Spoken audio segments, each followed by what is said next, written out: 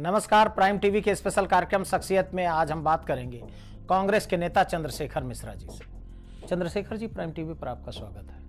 बहुत बहुत धन्यवाद। चंद्रशेखर जी, सबसे पहले मैं ये जानना चाहूँगा, राजनीति में आने का आपने फैसला कैसे किया और कैसे आए? देखिए, मेरे राजनीति में आने का जो फैसला है वो ऐसा नहीं है जैसा लोग अमूमन बताते हैं कि मैं पिता की विरासत या बाबा की विरासत लेकर के आया। एक एक्सीडेंट है। जैसे मोहनदास करमचंद गांधी अपने जीविकोपार्जन के लिए और कैरियर बनाने साउथ अफ्रीका गए और वहां से महामानव हो गए, ये नारायण की इच्छा थी। जवाहर जैसा व्यक्ति इनरोल्ड होता है एक लायर के रूप में और गेट पर प्रतापगढ़ के किसानों से मुलाकात होती है और कब वो राष्ट्र नायक हो जाते हैं।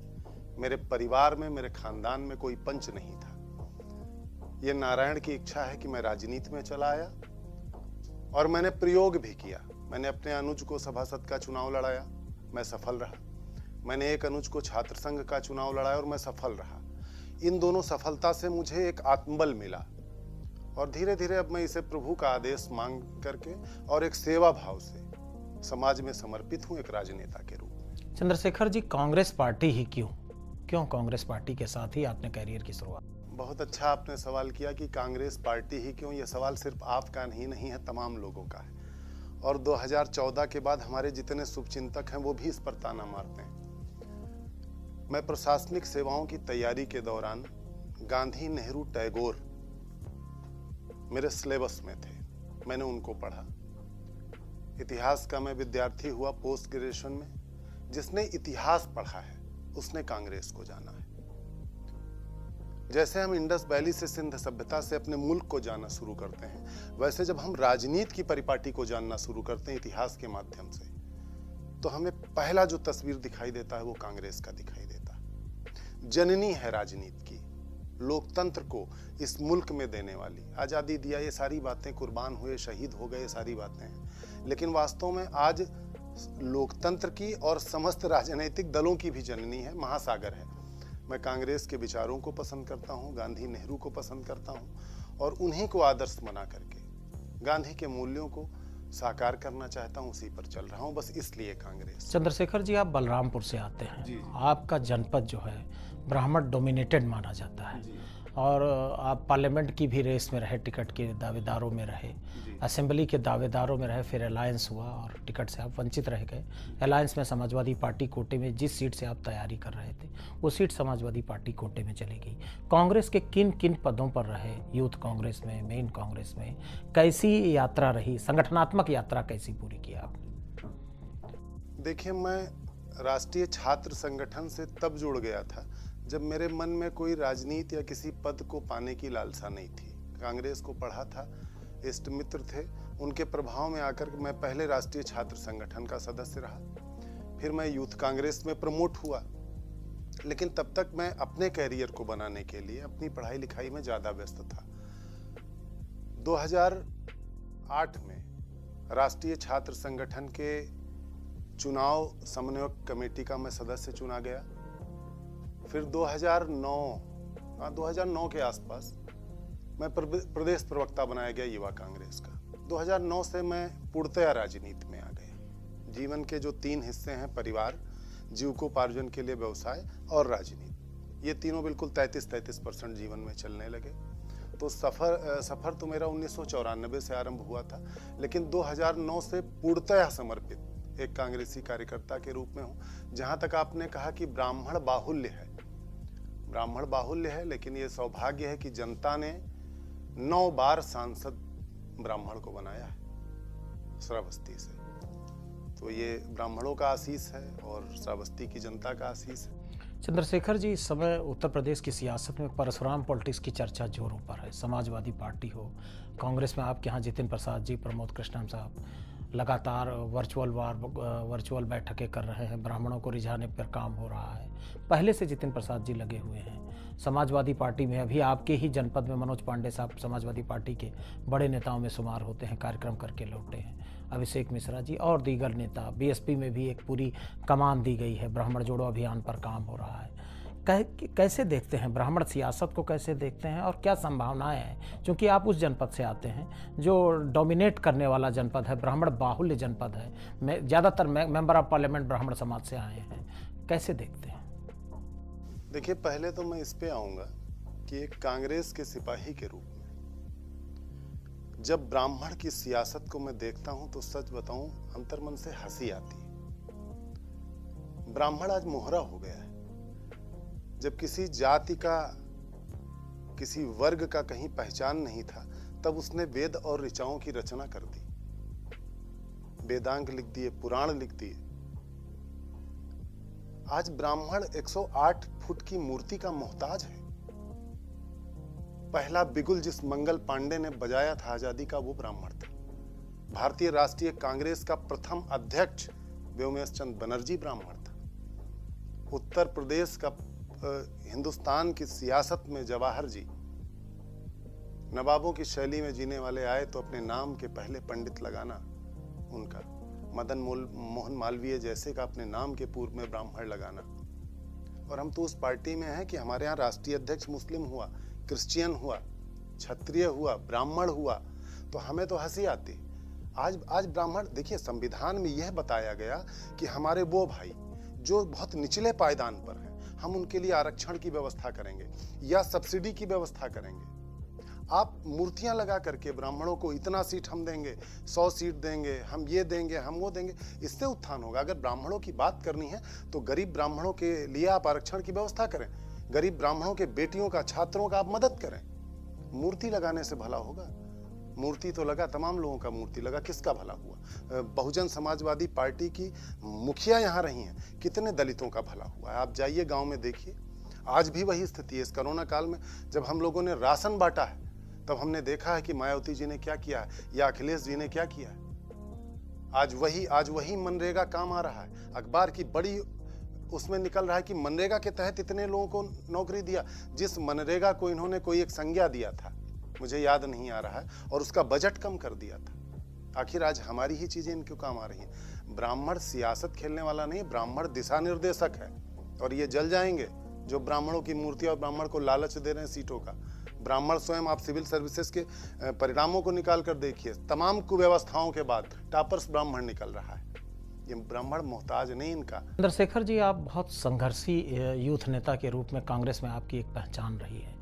लंबे समय से आप संघर्षरत हैं, चाहे बलरामपुर जिले की बात हो, चाहे यूपीसीसी की बात हो, प्रदेश लेवल पर भी आप लगातार प्रियंका गांधी जी के जो भी कार्यक्रम हुए, उस कार्यक्रम में आप लगातार दिखते रहे, दिखने वाले चेहरे के रूप में जाने जाते हैं।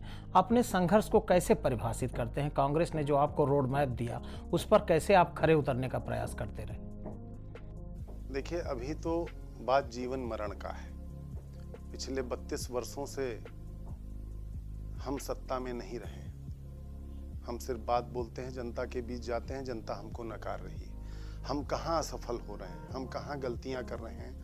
जब से प्रियंका जी आई हैं, एक मनन इस पर चालू हुआ है। तमाम परिवर्तन हुए हैं, तमाम लोगों का विरोधाभास भी झेलना पड़ रहा है। रोड मैप तैयार है जो धीरे धीरे आएगा। कोरोना महामारी ने हमारी गति को धीमा किया है, मंदन दिया है, लेकिन फिर भी हम तैयार हैं। हम मास्क लगा करके घुसने का फैसला कर लिए तब से, जब आपने देखा होगा 1000 बसों का ड्रामा हुआ, या हमने जो हर जिला मुख्यालय पर रसोई चलाई, हमारे पीसीसी में चली। तो देखिए, हम संघर्ष में, जैसा कि आप एक मीडिया के जिम्मेदार हैं, आप कह रहे हैं मैं दिख रहा हूं, ये मेरे संघर्ष का परिणाम है। लेकिन यह संघर्ष तब सफल होगा जब हम बूथों पर दिख जाएं, ग्राम पंचायत में दिख जाएं और सदन में दिख जाएं, तब हमारा संघर्ष सफल होगा। उत्तर प्रदेश की जो लीडरशिप है, कांग्रेस की जो लीडरशिप है, नए प्रदेश अध्यक्ष हैं अजय कुमार लल्लू साहब, उनके कामकाज को कैसे आप परिभाषित करते हैं? कैसे दिख रहा है कि 2022 के मुहाने तक आप पहुंच गए हैं? जो संघर्ष का रोड मैप है, उस पर क्या कहेंगे? देखिए, अभी 2022 की बात थोड़ी सी दूर है। लल्लू जी हमारे प्रदेश अध्यक्ष हैं, ओबीसी समाज से आते हैं और प्रियंका जी की पसंद है।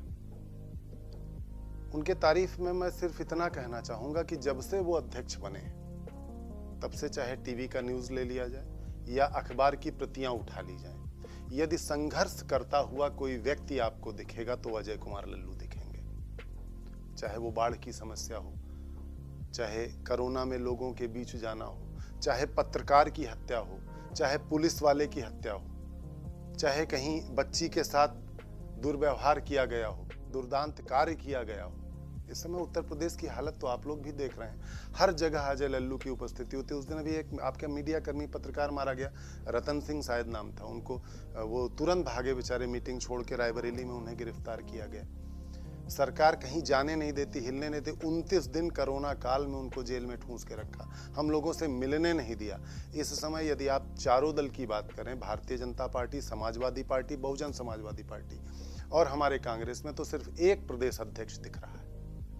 मुझे तो और कोई नहीं दिख रहा है। बाकी जनता निर्णय करेगी कि दिख कौन रहा है संघर्ष करता हुआ। अजय कुमार लल्लू को मैं एक कार्यकर्ता के रूप में सफल मान रहा हूँ और उनको जो भूमिका दी गई है वो उसको बेहतर तरीके से निभा रहे हैं। एक बड़ा सवाल चंद्रशेखर जी, आप पीसीसी से बाहर क्यों हैं, क्या कारण है? देखिए, पीसीसी होना भी पीसीसी के अंदर की ही बात है। मैं प्रदेश कार्यकारिणी का सदस्य हूं और अधिकार में यह है कि प्रदेश अध्यक्ष का चुनाव कर सकूं। मैं उसका मतदाता हूं। यदि चुनाव हो जाए तो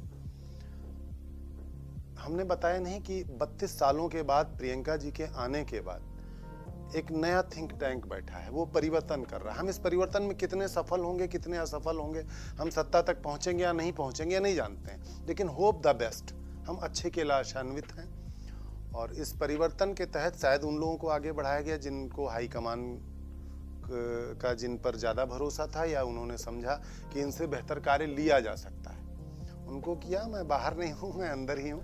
चंद्रशेखर जी, कांग्रेस की जो स्टेट लीडरशिप है उसमें ये चर्चा है कि आउटसाइडर, समाजवादी पार्टी से बहुत सारे लोग आए, बीएसपी से बहुत सारे लोग आए, पदाधिकारी हैं वो, और निश्चित तौर पर एक तरह से सोशल इंजीनियरिंग का नया फिनोमेना, जैसे नेल्सन मंडेला साहब की जयंती पर काम हो रहा, विश्वनाथ प्रताप सिंह जी की जयंती मनाई जाए, जय भीम जय मंडल का नारा आया। ये नया वर्जन है कांग्रेस के अंदर। जो पुरानी कांग्रेस थी 80-84 की कांग्रेस में बहुत कौतूहल भरी नज़र से लोग देखते हैं ये जो सारे क्रियाकलाप हैं। कैसे कहें, क्या कैसे व्याख्यायित करेंगे इसको? देखिए, लोकतंत्र में हमको वो सब कुछ अपनाना पड़ता है जो हमारी जनता चाहती है। दिल्ली जैसे प्रबुद्ध क्षेत्र में सब्सिडी और लालच की राजनीति खेली गई। हिंदुस्तान का दिल्ली जो टुकड़ा है, दिल है, वहाँ सबसे प्रबुद्ध लोग रहते हैं। वहाँ भी बिजली बिल माफ, पानी माफ ऐसी चली और वो सफल रहा। मैं उसको अच्छा नहीं कहता। सोशल इंजीनियरिंग की जो आपने बात कही, कभी कहा जाता है कि गिन के मारो और कभी शरणागत हुआ जाता है, कभी किसी वर्ग को उठाया जाता है, किसी को दबाया जाता है। बहुत कुछ सीखने को मिला कांग्रेस को, लेकिन कांग्रेस आरंभ से सर्वधर्म समभाव में विश्वास रखती थी, उसी के तहत विश्वास रख रही है। और लोकतांत्रिक ढांचे को मानते हुए, जनता जनार्दन की इच्छाओं का सम्मान करते हुए, हमने और कुछ चीजें स्वीकार अवश्य किया है कि यदि हमारी जनता जनार्दन चाह रही है तो हम उसको कर रहे हैं। हमने चीजों को कम नहीं किया है। जैसे मैं आपको भी बताऊं, आपने जो ब्राह्मण वाली बात कही थी, माननीय योगी जी ने कहा कि परशुराम जी भगवान हैं। सुनिएगा, बहुत बड़ी बात बताने जा रहा हूं। परशुराम जी भगवान हैं, विष्णु के अवतार हैं। अभी जल्दी इन्होंने कहा, अगर परशुराम जी आपकी नजर में भगवान है और विष्णु के अवतार हैं, तो मुख्यमंत्री बनते ही आपने कहा कि महापुरुषों की जयंती पर अब अवकाश बंद, और आपने परशुराम की जयंती पर अवकाश बंद कर दिया। तो आप क्लियर कीजिए कि परशुराम महापुरुष हैं या परशुराम भगवान है, विष्णु के अवतार। अवकाश तो आपने बंद किया उस श्रेणी में ला करके। तो बड़ा बड़ा दोहरा चरित्र है। चंद्रशेखर जी, सोशल इंजीनियरिंग पे कांग्रेस काम कर रही है, लेकिन एक जो बेसिक चीज़ है, ब्राह्मण जो कोर वोट बैंक आपका हुआ करता था, भारतीय जनता पार्टी के फोल्ड में है। दलित आपका कोर वोट बैंक एक ज़माने में हुआ करता था, बीएसपी के फोल्ड में है। मुस्लिम समाजवादी पार्टी की तरफ मुखातिब कर गया, जो बेसिक वोट है। और भारतीय जनता पार्टी भी मोस्ट बैकवर्ड पे ज़बरदस्त काम कर रही है। और जो आपने लीडरशिप दिया है, चूँकि जो तथाकथित पिछड़े की बात कही जाती है, तो जो पिछड़ी जातियाँ हैं, कि खासकर किसान जातियाँ और मजदूर जातियाँ, वो कहीं ना कहीं समाजवादी पार्टी, बीएसपी या बीजेपी के फोल्ड में है। और समय बहुत कम है, 15 महीने का समय बचा है। आपने चुनाव 2017 में अलायंस करके चुनाव लड़ा, करीब 105-110 सीटों पर आप चुनाव लड़े। बाकी सीटों पर आपके कार्यकर्ता भी नदारत, नेता भी नदारत। ये कमी कैसे पूरी करेंगे आप? देखिए, अंदर खाने सारी चीजें चल रही हैं। हमने कहा कि कोरोना ने हम पर विराम लगाया।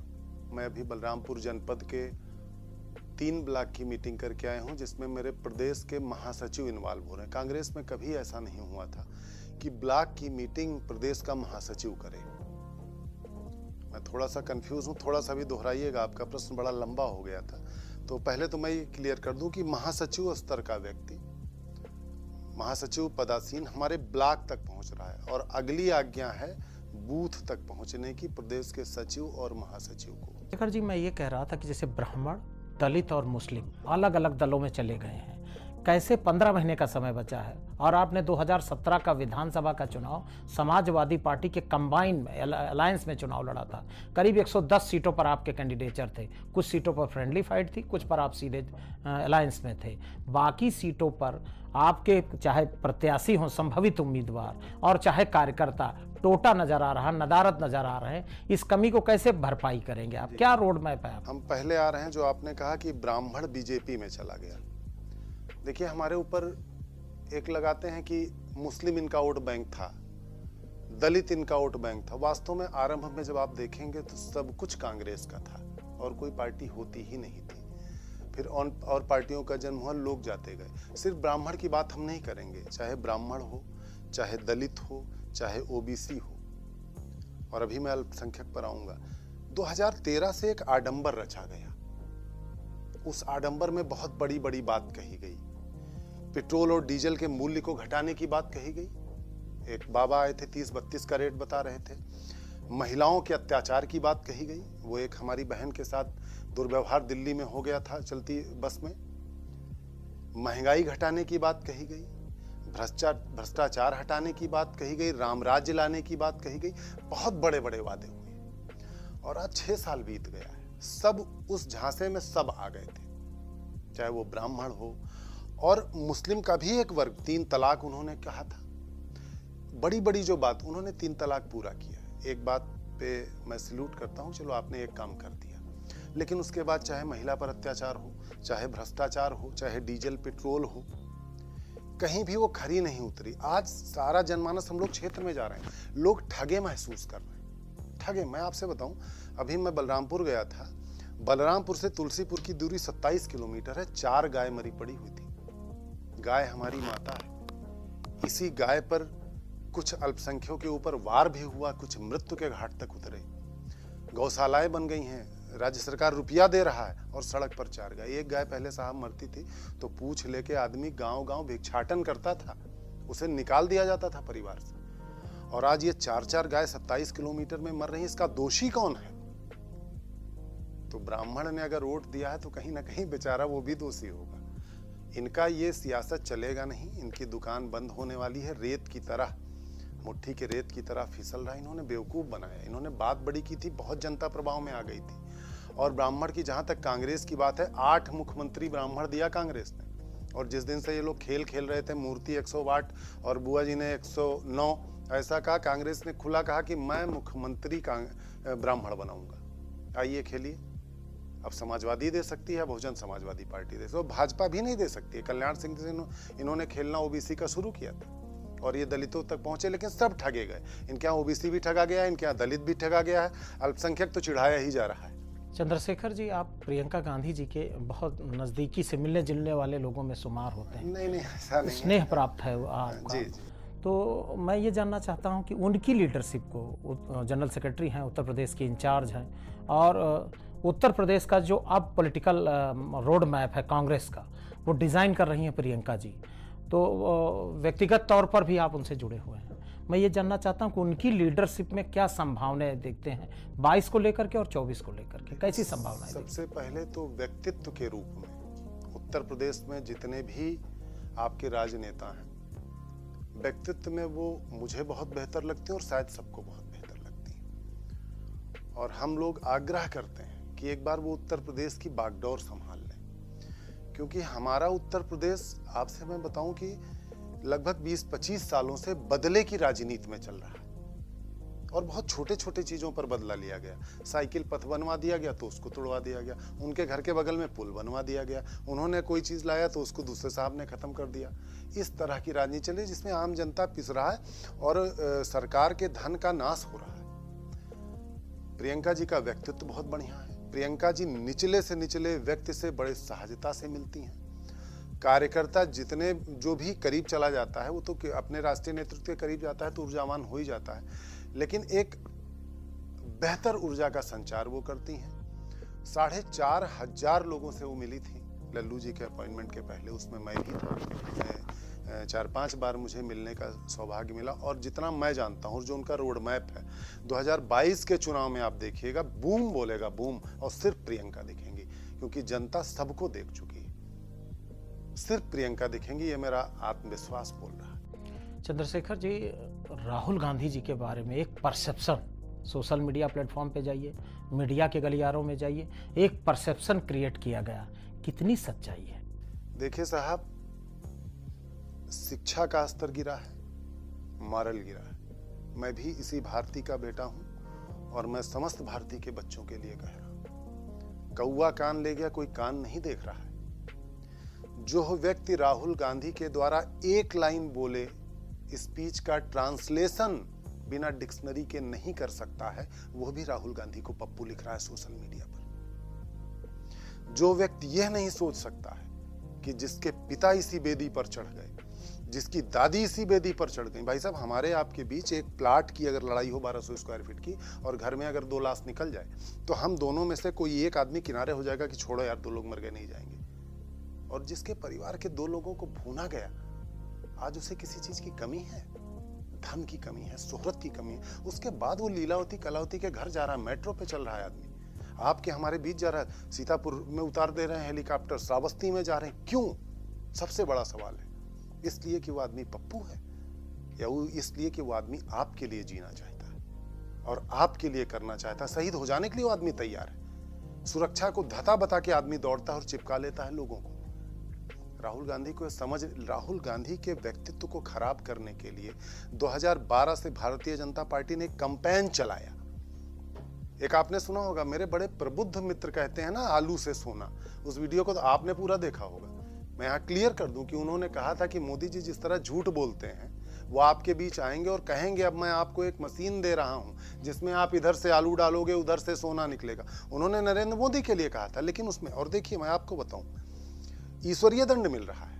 नरेंद्र मोदी साहब ने राहुल जी से कहा कि ये शब्द हिंदी में बोलकर दिखाएं, राहुल जी ने तो उस पर नहीं किया, लेकिन इनके अमित शाह एक दिन आत्मनिर्भर नहीं बोल पाए आज तक चैनल पे। ये यहाँ एडिट करते हैं और ये स्वतः एडिट हो जाते हैं। ये विदेशों में जाकर भारत की जनसंख्या को 600 करोड़ बताते हैं। ये तो राहुल जी के स्पीच को अपने चुन्नू मुन्नू से एडिट कराते हैं, लेकिन इनके स्पीच एडिटेड बाय गॉड हो जाते हैं, भगवान ही एडिट कर देता है। आए बाएं साएं बक देते हैं। वहां गए संत कबीर ने बताया कि गुरु नानक, कबीर जी और गोरक्षनाथ तीनों एक साथ बैठते थे। बताइए, तो राहुल गांधी बहुत सरल व्यक्ति हैं। मैंने जितना महसूस किया है, आपके दुख में आपके कंधे पर सर रख के रोने वाला हिंदुस्तान का कोई राजनेता है तो राहुल गांधी। बहुत ही सरल है, बहुत ही ईमानदार है। ये पूरी सियासत रच रहे हैं कि किसी तरह राहुल जी को अलग कर दिया जाए। क्यों? क्योंकि वो आदमी ईडी से नहीं डर सकता, वो आदमी सीबीआई से नहीं डर सकता है। 2013 से आदमी छाती ठोक के खड़ा हुआ कि आओ निकालो जो कमी है। एसपीजी छीन लिया, ठीक है। बहन का घर छीन लिया, ठीक है। राजीव जी का एसपीजी भी तो छीना था, शहीद हो गए थे, वही एसपीजी छीनने के बाद बेचारे चले गए थे। इन्होंने छीना। ये एक एक कदम बढ़ा रहे हैं, ये दबा रहे हैं। ये हमारे चिदंबरम साहब को 1.5 महीना अंदर किए, सीबीआई ने साफ कह दिया मेरे पास कुछ नहीं है। राहुल जी के व्यक्तित्व को इन्होंने खराब किया है। मैं नौजवानों से अपील करना चाहता हूं कि हिंदुस्तान का नौजवान जो देख रहा हो, यदि मैं आपके नज़र में कुछ बेहतर लगा हूं, मेरा ये साक्षात्कार बेहतर लगा है, तो एक बार आप राहुल गांधी के बारे में पढ़िए, उनके परिवार के बारे में पढ़िए। पिछले 17 साल से वो सांसद हैं, जबरदस्ती नहीं हुए, बूथ लूट के नहीं हुए हैं, जनता ने उन्हें चुना है। और उत्तर ही नहीं, नीचे दक्षिण तक चले गए और उन्होंने जीत करके दिखा दिया। बहुत अच्छे व्यक्तित्व हैं और बहुत अच्छा प्रधानमंत्री आपको आने वाले समय में मिलेगा। यही जनता जनार्दन चुनेगी। चंद्रशेखर जी, आप गैसड़ी में आपकी मूवमेंट है और चर्चा ये है कि तुलसीपुर में भी आपकी एक्सेप्टेंसी है, कहाँ पर सीरियस बूथ लेवल पे आप काम कर रहे हैं? गैसड़ी कर रहे हैं या तुलसीपुर कर रहे हैं? अच्छा, आपके ज़िले में एक से एक पॉलिटिकल हैवीवेट हैं, धीरू हैं, डॉक्टर एसपी यादव हैं, मसूद हैं, रिजवान जहीर हैं, बिन्नू पांडे हैं, बड़े बड़े नाम हैं, बड़े बड़े सियासतदान हैं। इन सब के बीच में आपकी नाव कैसे खेवनहार हो पाएगी? क्या लगता है, आप कंफर्टेबल जोन में गैसड़ी अपने आप को पाते हैं या तुलसीपुर पाते हैं? कंफर्टेबल जोन में देखिए, गैसड़ी में हमारा पुस्तैनी गांव है, हमारी खेती पाती है, इसलिए मैं गैसड़ी का हूँ। दर्जा 6 से दर्जा 10 तक मैं गैसड़ी में पढ़ा। फजले रहमानिया का मैं सेंटर टॉपर रहा। मेरे पिताजी लगभग 15 वर्षों तक गैसड़ी में राजकीय विद्यालय में अध्यापक रहे। मेरी पूरी पटीदारी गैसड़ी में, इसलिए गैसड़ी कंफर्टेबल है। तुलसीपुर में मेरा 3 पीढ़ी से घर है, मैं वहाँ रह रहा हूँ। मेरा छोटा भाई वहाँ से पार्षद रहा है, मेरी पत्नी यूथ कांग्रेस की डेलीगेट रही हैं, मेरा एक भाई यूथ कांग्रेस से डेलीगेट रहा है, तो इसलिए मैं तुलसीपुर से कंफर्टेबल हूँ। और जितने नाम आपने गिनाए, इन सब का मैं अनुज हूँ, और कुछ ना कुछ मैंने इन सब से सीखा है। चाहे वो अन्य दल के रहे हों, अन्य जगह के रहे हों, अन्य जाति वर्ग के रहे हों, इनसे कुछ ना कुछ सीखने को मिला है।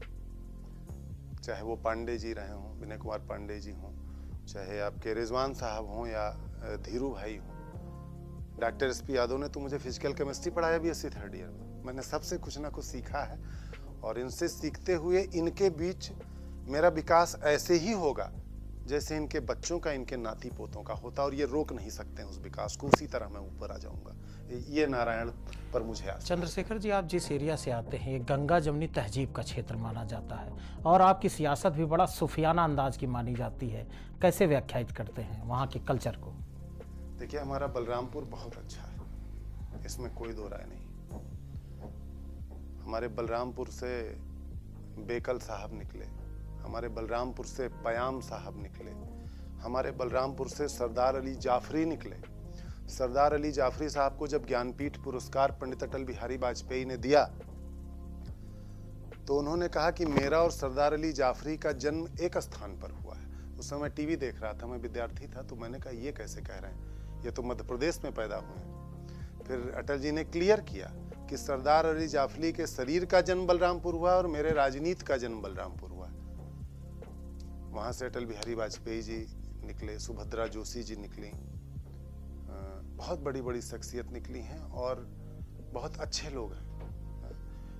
बहुत अच्छा गंगा जमुना तहजीब है।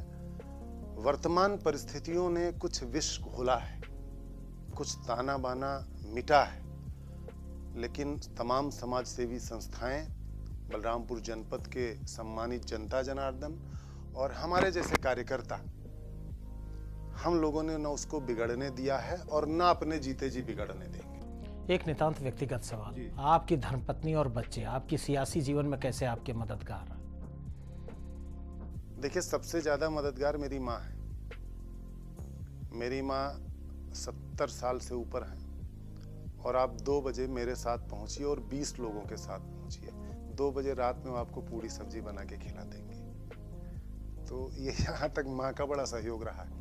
पूरे विधानसभा में मेरा पोस्टर लगा और मेरी माँ ने लेई तैयार किया है भाई साहब, पूरे विधानसभा में 1 लाख पोस्टर का लेई मेरी माँ ने जाड़े में तैयार किया है। मेरी माँ बड़ी सहयोगी है, मेरी पत्नी बड़ी सहयोगी है। ये जो कपड़े का चमक है, ये उन्हीं का देन है। मेरे कपड़े को मशीन में नहीं धुलती हैं कि खराब हो जाएगा, कॉटन लेनिन खराब हो जाता है मशीन में। पुत्र तो अभी छोटा है, लेकिन वो भी बहुत बड़ा कांग्रेसी हो गया है, मुझे बताया करता है। परिवार मुझे ईश्वर ने अच्छा दिया, गुरु मुझे ईश्वर ने अच्छा दिया, सहयोगी और मित्र मुझे ईश्वर ने अच्छा दिया। मुझे सब कुछ अच्छा मिला है नारायण की कृपा से, और सब सहयोगी। चंद्रशेखर जी, चर्चा है कि आप पढ़ने लिखने में काफ़ी एक्सपर्ट हैं, काफ़ी पढ़ते लिखते हैं। कौन सी ऐसी किताब है जिसको आज तक आप उससे प्रेरणा लेते चले आए हैं? My experience with the truth, सत्य के प्रयोग, मोहनदास करमचंद गांधी। हर व्यक्ति को पढ़ना चाहिए, और जो लोग गांधी जी के ऊपर प्रश्न चिन्ह उठाते हैं उन्हें जरूर पढ़ना चाहिए। और पढ़ने के बाद एक बात सोचना चाहिए कि बहुत छोटी सी बात के लिए आप झूठ बोल जाते हो, और बहुत बड़ी बात को सहजता से उन्होंने स्वीकार कर लिया। अगर कट्टी बीड़ी उन्होंने उठा के पी है, लकड़ी की बीड़ी बना के पी है, तो उसको उन्होंने स्वीकार किया है। यह स्वीकार्यता होना चाहिए, राजनीति में होना चाहिए, लोकतंत्र में होना चाहिए और मानवता के सरजमी पर होना चाहिए। उस किताब को मैं 2 बार पढ़ चुका हूं और पुनः पढ़ने का प्रयास कर रहा हूं। धन्यवाद चंद्रशेखर जी। बहुत ये थे चंद्रशेखर मिश्रा, कांग्रेस के नेता। शख्सियत के अगले एपिसोड में हम फिर मिलेंगे किसी नई शख्सियत के साथ। तब तक देखते रहिए प्राइम टीवी का स्पेशल कार्यक्रम शख्सियत।